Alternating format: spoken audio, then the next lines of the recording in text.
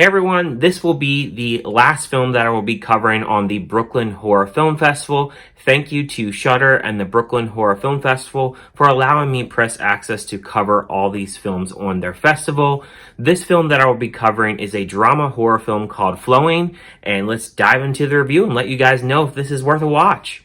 In the past few days, Rome has been the scene of a singular event. When it rains, the manholes exhale a dense steam whose origin and composition is unknown.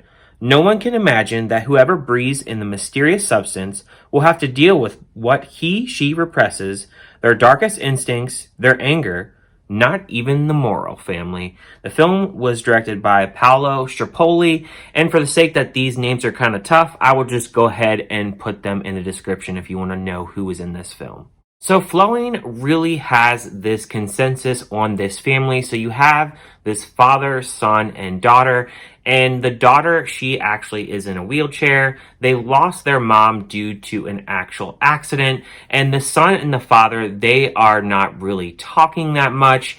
And really, throughout this film, it has to do a lot with this family drama between the son and father. The son, he is cutting school. He is doing things that he shouldn't be doing, like drugs, and obviously not doing actual smart decisions.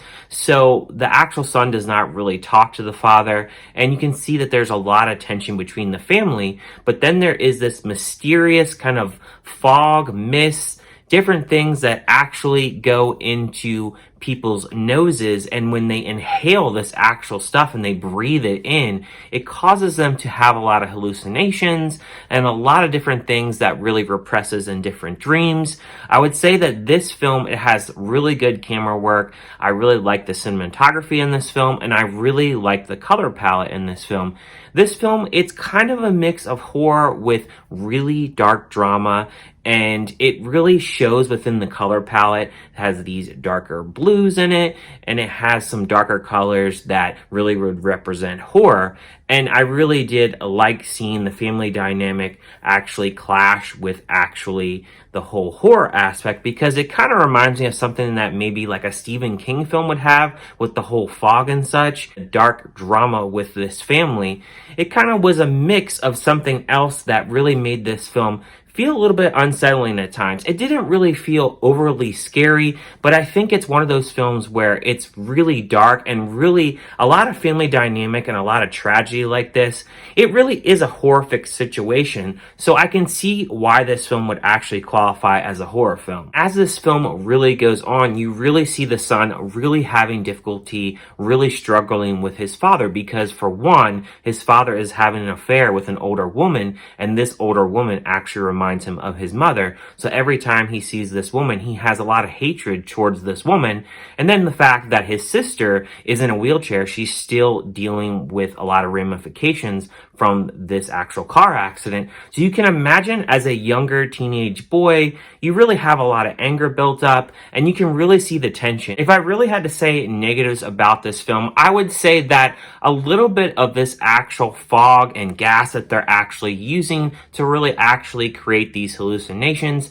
At times the film is a little bit slower and it brings the film down a little bit. I wanted the film to be stretched out a little bit. I think that final act of actually what actually happens and what really actually makes this film wrap up, I think it is worth the actual watch, because this film, it does have a slow burn feel to it, but I think it's a really beautiful film to actually look at, especially like I mentioned with the color palettes and just how the different shots and locations of what they actually use. Now, some of the actual locations, they're used a little bit more so than other locations, but I thought they did a really good job of actually using these locations to their advantage throughout the film. There really isn't any other negatives that I could say about this film. This is just one of those films. Do you like to really watch a family drama actually unfold with hallucinations and a little bit of a mist that really throws a monkey wrench into their hallucinations, and just a lot of weird imagery, of course. And I think that if you like Stephen King films, I think that you would probably like this film. This film is in Italian and French with English subtitles, but I found that the acting was pretty well done, and I think in general everybody gives a pretty convincing role. So that's why I'm gonna give the score of this film a 3 out of 5. it's a pretty good watch. I don't know how much of a rewatchability that it would really have for me, but I think in general it's really nice to look at, and I think they did a pretty good story for the most part. They could have changed a little bit things here and there, stretched out a few things, cut a few things, but I think overall I enjoyed this movie for what it was. Thank you guys for watching this review, and if you've been watching all these reviews of me covering the Brooklyn Horror Film Festival, thank you very much, and I will see you guys on my next review.